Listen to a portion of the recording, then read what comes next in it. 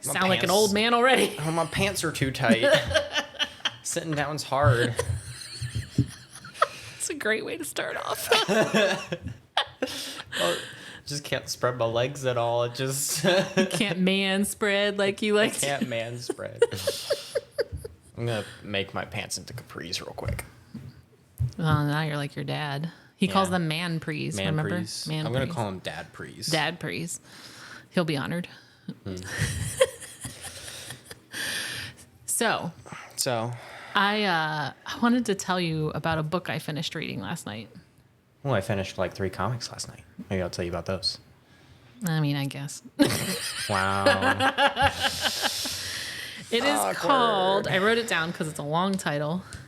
This is not a book about Benedict Cumberbatch, the joy of loving something, anything, like your life depends on it.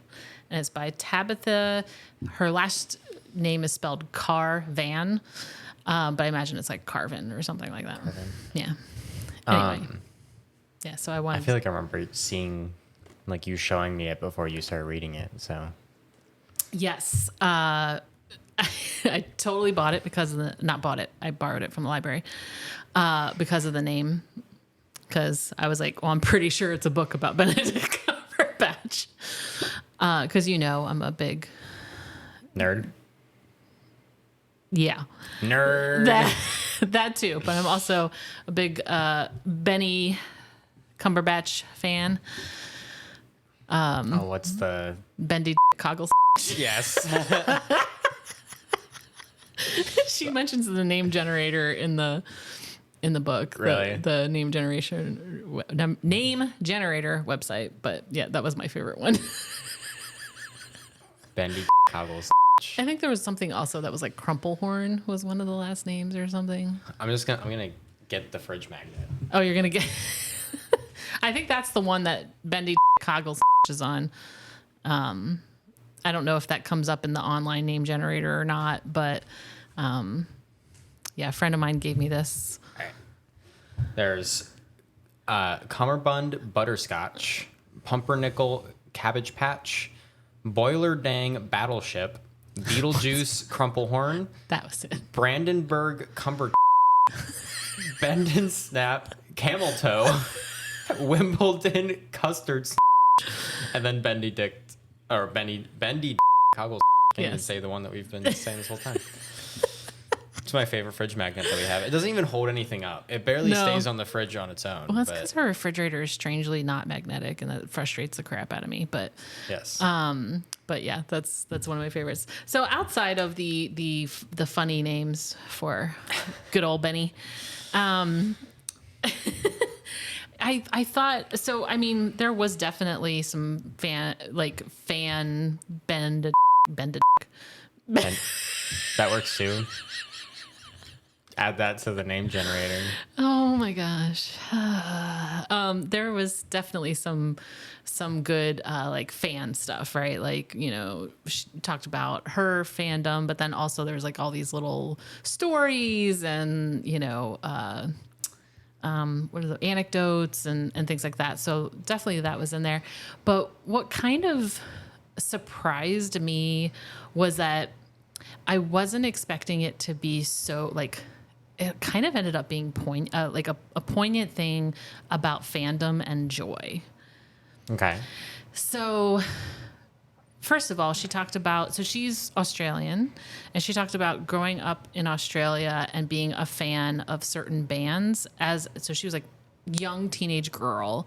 And I guess like a lot of these bands had a lot of older men who were fans, and they like downplayed her fandom, and they insulted like, oh, those young girls who were, I think they had nicknames for it or whatever. And it was like their fandom wasn't acceptable. Like their version of loving the band wasn't acceptable.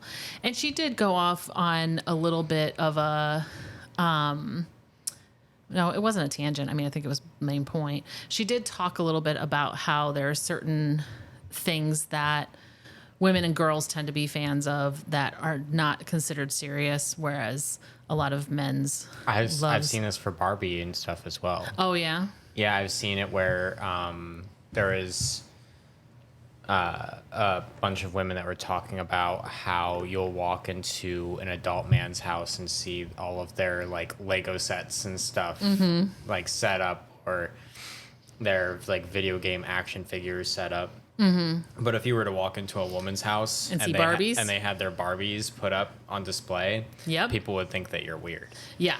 And I would say that there was a period of time when grown men playing with Legos would have been sort of like, why are you playing with Legos? You're a grown man. I think it's always changed for men.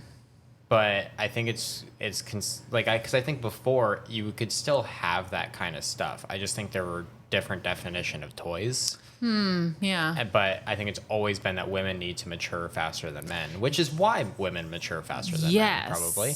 Yes. And she also talked about how it does tend to be this, basically what you just said about how women mature faster than men, but that also they're expected to consistently be more mature. Yes. And a lot of times that's because they're in heterosexual marriages where they're the main child care, their mother, they're a housekeeper, you know what I mean? There's like all these responsibilities. And also in a lot of those situations, the woman is the one keeping the schedules. Like, oh, this kid needs to go to soccer, and it's this person's birthday, so we have to go out and buy a present and send a card, and like, you know what I mean? Like, there's always all these responsibilities. Whereas, like, in a lot of situations, then like, men could sit down and watch football on Sunday and be like, woo, and do whatever, and like, that's okay and that's fine, and they don't feel any reason to not be that way. And I'm not necessarily saying men should feel like guilty for sitting down and watching football. I'm just saying like there's a cultural phenomenon where I can say that men should feel bad about sitting down and watching football. Why? That's fine by me. I mean, I just say I have no quarrels against telling people to not do things. Okay, why shouldn't men watch football? I don't know. I just said I don't have a problem with saying it. Oh, okay. So here we go. Men don't need to sit down and watch football. But there's also nothing wrong with them doing that. No, there's not. Yeah. And I would say, and what she said in this book is she actually pointed out, now she used a team I didn't know because it's in Australia, but she talked about some team. If you said a team in America, I wouldn't know it, so. You'd know some. Yeah. Okay. Anyway, so she was talking about how she worked in this one place, and like one person's cubicle was like all this one. Oh, I think it was like the Dragons or something, but it was like all their sports, all the sporty stuff. It's a cool sports team name. Yeah, actually. I imagine the art was probably pretty cool, and but it was like all decked out and all that stuff. And for the longest time, she wouldn't put up anything about Benedict Cumberbatch because she was like, she felt shame for her fandom. And then she would look over and she'd be like, this guy's just like, woohoo, sports. Like, why can't I be that way about, you know what I mean? So yeah, it's ultimately an argument for finding joy and just being joyful about whatever you want to be joyful about, and then also just letting other people have their joy. Like, why do you have to insult what they like? But I thought I've just been thinking about the concept of fandom ever since. That's why I've tried to make peace with I'm okay that I don't understand someone's fandom, but I'm also not just going to rain on their parade just because I don't understand their fandom. Right. Yeah. Yeah. And because there's so many people. Like, for instance, for me, one of the big things for me is that I really dislike the video game Skyrim. Like, I do not think it's... I've heard so much about that. It's really super popular, isn't it? Yeah, it's a really popular, and a lot of people think it's absolutely amazing, but I have really strong opinions against it. And so anytime that someone brings up Skyrim, I'm like, yeah, I'm not a big fan of it. And they're like, why? What? And then I just pull out my scroll of reasons why. And the reason they always give me a reason. There's always one reason in every fandom why the thing is better than everything else. I feel like that might not always be the case, but I always feel like there's that one thing that everybody in the fandom will always say about their fandom that they're hoping will convince the other person that their fandom is amazing or something like that. If that makes sense. And for Skyrim, it's mods. I've always been told every time I say that I don't like Skyrim, people are like, oh, Well, you have to mod the game. So you have to do something to it before it's good? Yeah, that's always my comeback as well. but like I always feel like there's that one stipulation as to why it's But you know good. what? That makes me think about, I'm a huge Parks and Recreation fan. Yeah. And that makes me think about how I'm always like, just start at season 2. Yes. Like, don't yeah. watch That's the first always season. like for The Office, for Parks and Recreation. You're like, you just have to get past the first few episodes. Yeah, you just have to get past the first. Yeah. I hear that every time. That's always the reason. Yeah, it's for always. it. And you know what? Somebody one of my friends said to me. She was like, I don't feel like watching something that I have to endure It's fair. in order to get to the good stuff. And I'm like, that's fair. And honestly, it's kind of funny like that I'm the big Parks and Rec fan because your dad was the first one who watched it. And he watched the whole first season and then I think started to watch the second season. And he was the same way. He's like, just get past the first season. Just hang in there until you get to the second season. And fortunately, like the first season, I think is like 7 episodes or something really short like that. So I think it doesn't really get good until Andy's introduced. Andy's in the first episode. Oh, he is? Yes. I mean, I like Andy. But he was meant to be temporary. Oh, okay. Yeah. Same with Actually, Kirk I think where it got really good is Gilmore when... Girls. What? Same with Kirk and Gilmore Girls. Yeah. I think it got best when Ben and Chris showed up. Like, I think that's when Rob Lowe and Adam Scott. But anyway, this isn't... well, maybe it is an episode about Parks. Maybe. But I just think... I don't know. I feel like we have this weird thing where we just can't let people like things. I think some of it's also the way that we go about liking it. Okay. Because I think, like, when we're younger, we would get, like, I don't know, maybe, like, action figures of characters or something like that. Okay. And now that we're older, do you know what I get all the time as a present for something T-shirt? that I like? Not a t-shirt. I mean, sometimes t-shirts, but also mugs. Oh. I get mugs all the time as presents for stuff that I like, which is okay. You do drink a lot of chai. I do drink a lot of stuff with mugs. So I do that's drink fine. heavily. Yes, I'm a heavy drinker. And so that might also be part of the reason, but I feel like I've seen that trend everywhere where like people will always have a mug of the thing that they like, of something that they like. I feel like mugs and t-shirts. I feel like it's both. But I feel like it's less likely the older that I get that I will get like an action figure of something that I like. Oh, sure. Yeah. Well, because when you're little, you think, oh, kids like to play with action figures. Yeah. And so I think it's also how we approach it. Like, I think if someone has what is the more childish way to experience your fandom, then it's not okay. Unless it's something that's deemed nostalgic, then it's okay. Interesting. That's an interesting twist. Like, I don't think I've ever seen people get frustrated. I mean, sometimes some people will get frustrated at people playing like original versions of games versus like the remake of the game, the remastered version of it. But like, if you were to ever get one of the old action figures for a game and like keep that as an adult, then maybe it might be looked down on. But like I said, like a lot of guys don't really care. A lot of guys will be like, "Oh, that's cool." Where do you think the nostalgia part comes in? What do you mean? Like it sounded like you were saying, oh, they might still look down on a doll. Well, because I think action figures aren't seen as nostalgic unless it's like, unless it was like the action figure to have or so something you're saying like that. playing the original form of a game is the nostalgic part. Yes. Got it. So I think you have out of this whole pool of things in a fandom that might have all came around the same time. There's usually like a couple of those things that were really popular and that like everyone knew about it. That was part of the fandom, including maybe some people that are outside of the fandom. And so then instead of that thing becoming a like just a toy for that fandom, it has become a nostalgic piece of history for that thing. Interesting. That's interesting. Yeah, I think there's this thing where we expect people to grow out of certain things. Yeah. And I've actually seen this recently with the Taylor Swift Eras Tour, because there are some quote unquote older, like I think a lot of people think Taylor Swift and they're like, oh, teenage girls love Taylor Swift. Yeah. But there are are women who were teenage girls when they started loving Taylor Swift. Yes, exactly. Like Taylor Swift has been around for a while. Yeah, like, because she was only like 14 or 15 when she, get this, she's an adult now too. Right. Yeah. Mind blown.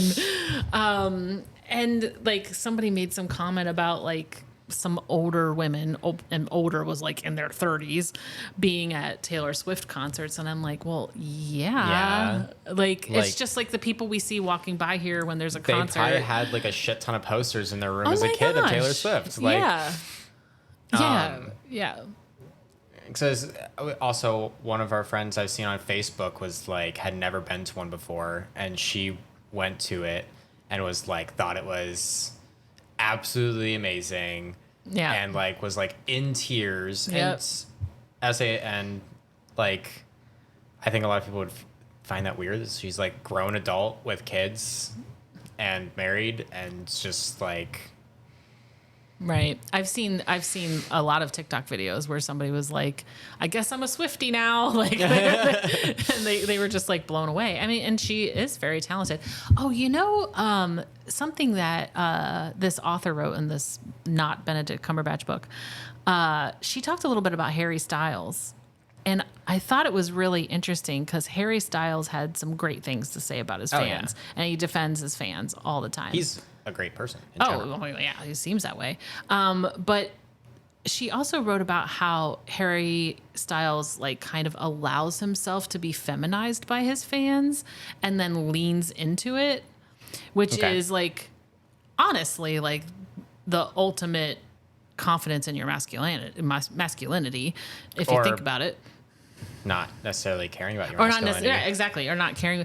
I guess my point is I think there are too many men who are like, oh my gosh, that person must be all these different. Yeah. It's really hard to do that when you were part of a boy band. Right. Fair. But he just had this great attitude about his fans, which was very different about like how she described some of the bands that she liked growing up, where they were like, oh, these young girls are not really real fans, Yeah. I think there's also a weird thing in media. I think this might be harder in music because a lot of time it's just going to concerts as you being a fan or something like that. Right. But there's like always certain stipulations to being a fan. Like it's almost like there's some kind of haze or something like that you need to have in order to be a fan. Like, oh, you're a fan of Taylor Swift or Harry Styles. Well, you've never been to a concert, so are you really a fan? Yeah. Have you ever exchanged any bracelets? Or like, oh, you're a Halo fan. Well, why don't you own the Master Chief Collection or something like that? Like why haven't you done this or gone to this or owned this thing for this fandom if you like this fandom so much? That's really interesting. So you have people on one hand who would mock someone for being a fan, and then other people who are fans going, well, you're not really a fan. Yeah, exactly. Which is ridiculous. There's like some kind of sweet spot of being a fan. Yeah, apparently you just have to find it. But yeah, there is like I'm the only word I can think of is shibboleth. Are you familiar with shibboleth? Nope. I'm afraid I'm going to mess up the explanation, so I'm just going to look it up real quick because I'm afraid I'm going to like just not explain it well. But okay, now I feel like it's taking too long. A custom, principle, or belief distinguishing a particular class or group of people, especially a long-standing one regarded as outmoded or no longer important. There you go. Yay! And it had something to do with in the Bible, like there was something about the way someone pronounced a word that would like indicate that they were of this like group or that group. And I mean, even for Christianity in general, it's how you write God. Kinda, yeah. I think the way that your dad has done it over the years is actually unusual. It's not. But that's what I'm saying is like depending on how you write God, people will view you completely different. Right. For like how you stand in. Right. And to quickly explain that, Don, my husband, at one point started writing God G_D, and it was because he had read that scholars would never strike out God's name when they were transcribing the Bible. They would always cut out the piece that included the word God if they had to fix something, and they would put it in a little like safe container. And the idea That's was that you cool. should never strike out the name of God. And so they would at times do G_D as a way of preserving against Having to strike it out. Yeah. And the funny thing about that That's is pretty cool. I know. And the funny thing is Who has the God box? I want to see the God box. the God box. And it has a name. There's a name for this practice. I can't remember. And the funny thing is it started off as this like, this kind of goes to your like not being the right kind of fan, right? It started off as this very reverent thing, right? Like it was like, you know, and people would see that he put G_D and they'd be like, are you afraid to say the name of God? Are you trying to hide it? And I'm like, do you think people don't shall know? not be named. Right. Do you think he's Voldemort? Oh, I said it. But they would act as if like nobody could figure out what he was saying. You know what I mean? Like he was trying to so cleverly hide it. Like, you know, Yeah. It was just, but it was like they turned it into like him being ashamed, which is, so I guess, yeah, in that case, it's like, Yeah. yeah. Now, like, I want to like ask Dad to always write he who shall not be named anytime he writes God. jeez. That would really piss some people off. Oh my I don't know, goodness. there's always just like there's always stuff like that too where it's absurd. It's It like is. it's like where does your reasoning go? There is none. Like I'll make jokes for stuff like that. Sure. Like Yeah. people like I said earlier with the not owning a game or a movie or something like that, have a franchise that you really like. Mm-hmm. Like I'd be like, what? You don't own that one? Like how? Yeah. Like how can you even like Halo without owning Halo Yeah. 2 or something like that? Yeah, a friend of mine literally just said that to me this morning. He said like his friends like because I think it's anime that he likes, and they were like, "You've never seen this," and like just Oh yeah, anime is a big one too. Anime is like if you haven't seen every 30 season long anime TV show, then you're not truly an anime fan, and it's like that's crazy to me, especially Yeah. since One Piece is like hundreds of episodes long. right. Like a lot of like games or anime or movies or TV shows in general and stuff like that. Like the whole reason they come out with like movie number 2 or game number 4 or season number 6. I mean, TV shows are less so. TV shows more so market you to watch the whole thing through again. But a lot of like video games especially try to get more consumers on their new game. I think it's less common for movies and TV shows to do this because usually it's building off previous ones. And I think games do that a lot too. But games are usually more expected to bring in fans every single game as well and basically make sure it has its own self-contained story while also being connected to other things, which is why I think some people are starting to get mad at Marvel because you have to watch so many things Right. in order to know what the understand heck's it. going on. Yeah. Which I understand the reasoning, but also like stop. But but it's like so I it's also weird because people will be like, well, you're a Star Wars fan, but you haven't seen The Bad Batch Oh right. Yeah. or something like that, and or rather, how about this? Like, oh, you haven't seen the original trilogy for Star Wars? How are you even a Star Wars fan? But people will be like introduced to Star Wars because everyone they know around them absolutely loves the Mandalorian series, so they're like, I'm gonna give the Mandalorian series a shot. Yeah. And they're like, oh my gosh, I love the Star Wars universe. Yeah. And so maybe they don't go straight to the original trilogy. Maybe they then watch like The Bad Batch, or they watch maybe the sequel trilogy and stuff like that. Yeah. And they might eventually get to the original trilogy, and that's Right. okay. You can still be a fan without having watched the original trilogy, because the Yeah. whole point of all of these newer things being introduced is so that way more people Right. watch it. Right. It's bringing in a new generation of fans. Yeah. And yeah, I don't understand that sort of, it's like, it feels very elitist. And I'll tell you one thing. The classism in fandoms. Well, there kind of is, if it, like in a way. There's certain things like, for the longest time, I would get really, really annoyed with some of my friends who are very much into music. Like they are very much like, oh, I have this great taste in music and these are my bands. And like they fancy themselves critics. And I have a very wide range of taste in music. It is all over the place, and I like a lot of like popular bands that these people look down on, and it used to annoy the crap out of me. They'd be like, "Oh, you're a blah blah blah fan." Like I don't even want to say them, like And I'm just like, why? Why is that a bad thing? I like their music. Why is that? Oh my gosh, like there's so many controversial bands. Like I remember liking Coldplay I love Coldplay. in high school, and people would like make fun of me for liking Coldplay. I've been made fun of for liking Coldplay and Mumford and It's Sons. like, okay, Coldplay's like popular, so I'm clearly not the only one. Right. Yeah. There was actually, the whole reason, one of the reasons I decided to go to grad school and get my MA in English literature. Well, one was that I wanted to be a writer, and I thought if I understood literature better, it would, give me a good idea of how to write.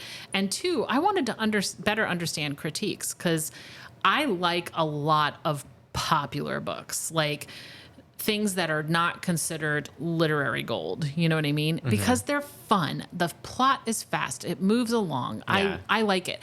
I honestly do not care a lot of times if it's a story that's being retold.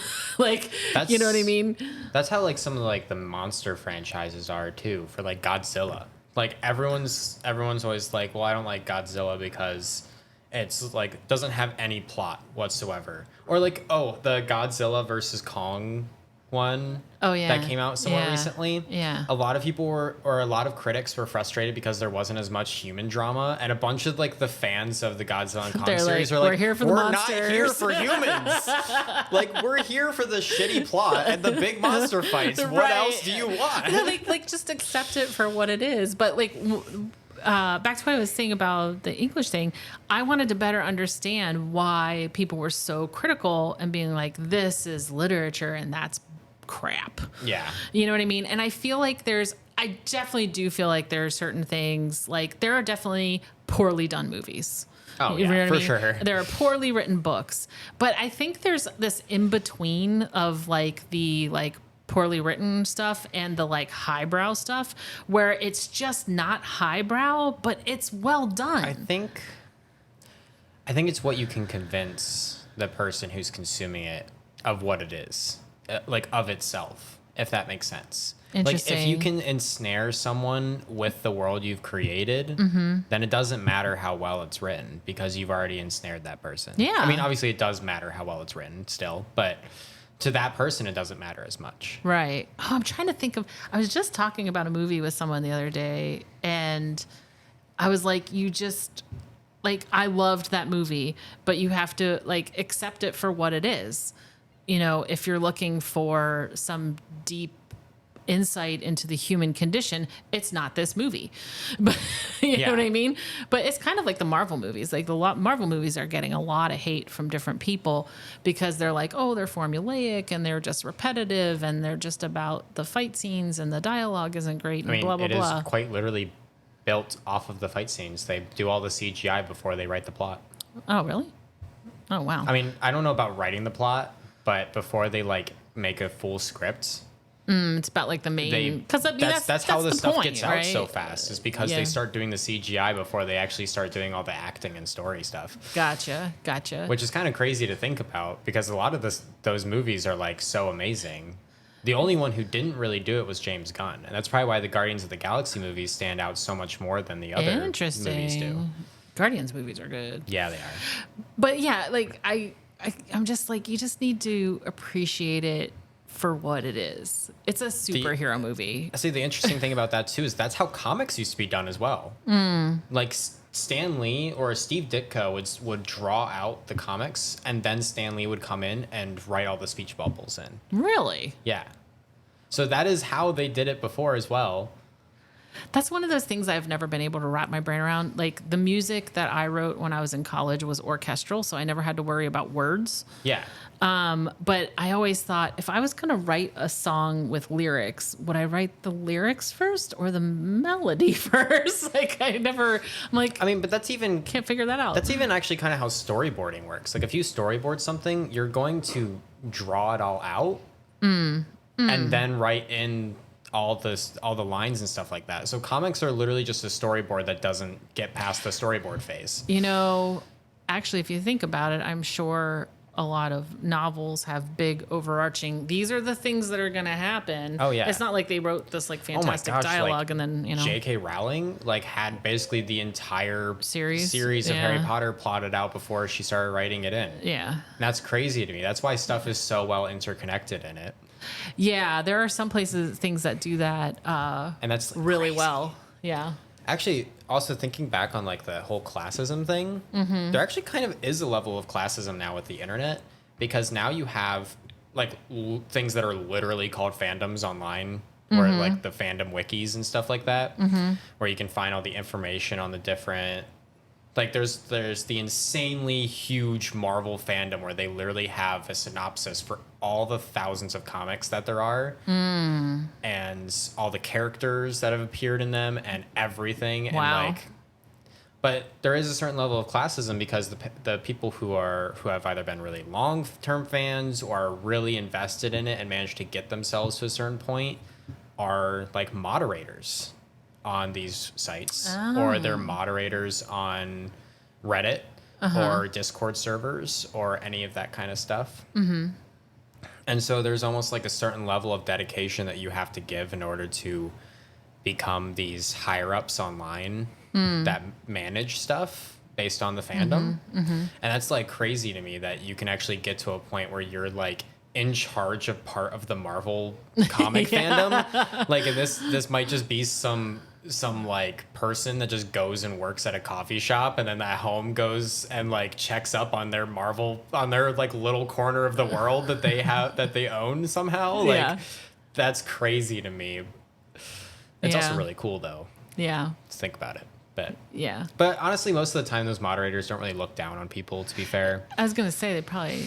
A lot of time, the moderators are very accepting of new people, which is good. Yeah. When I can That's understand... why they become moderators. Right. I can understand like that, having like, oh, you have to have a certain level of knowledge to get to this point. Like, that makes sense. But like the weird, you have to have a certain amount of knowledge to even be considered a fan. Yeah. Like, it's just ridiculous. And I've never really been that person. Like, as much as I love Benedict Cumberbatch, I have not gone on all these, like, she mentioned so many message boards and like all these like different things, and I'm like, I've never done that, you know. I've never done that.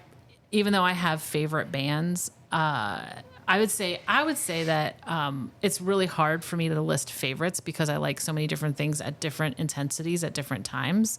But I think Ben Folds probably consistently is at the number one top of my list of favorite artists.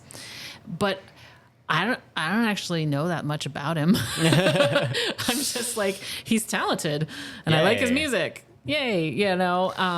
I've just never been that. I've never really been that person, and it kind of.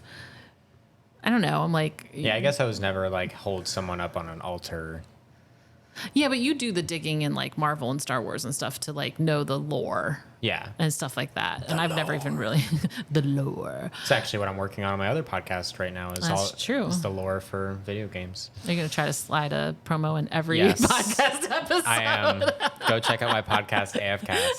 AFKAST. Just like to say I haven't once promoted my other podcast. Well, that's your prerogative. That's not my fault that you're not good at marketing. Little punk. I think we're out of time. I'm just kidding. I actually don't know.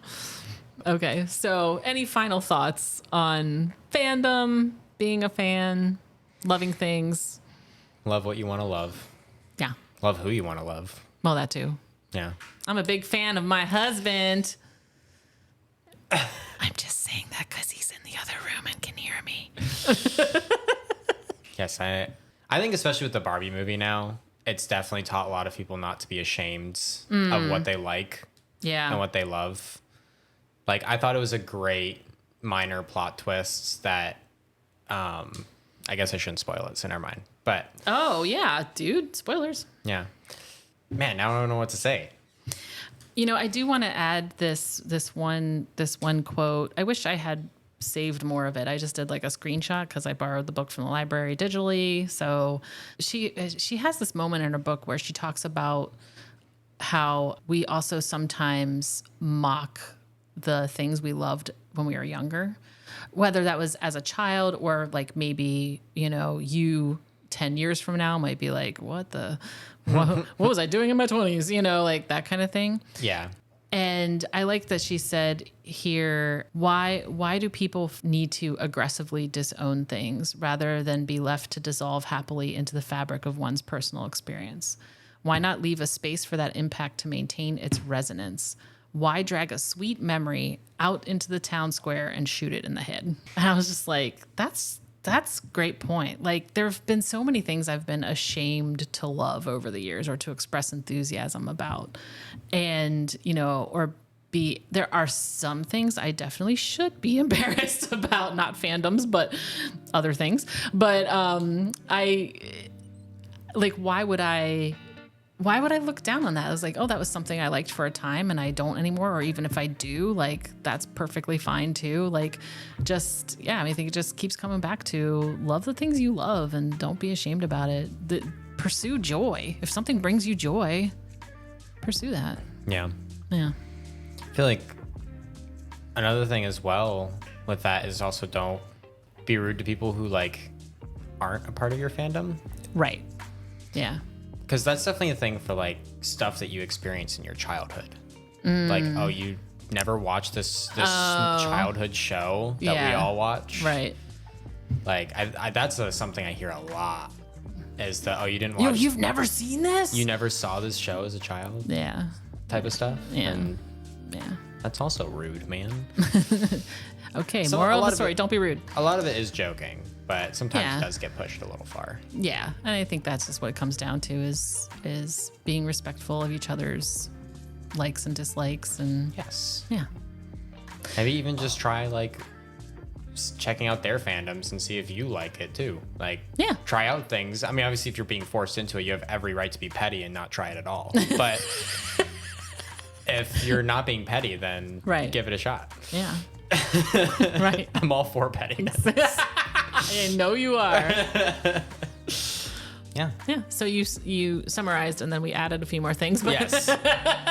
I'm sure this is how a lot of the podcast will go, of us being like, all right, let's wrap it up. Except one more thing. Well, we're in the Midwest, so yes, that makes true. We're Midwest goodbyeing the end of our podcast. What we need to do is slap our knee and say, well, and just it's time to go. Yeah, time to leave, and just get up and leave. Well, time to go.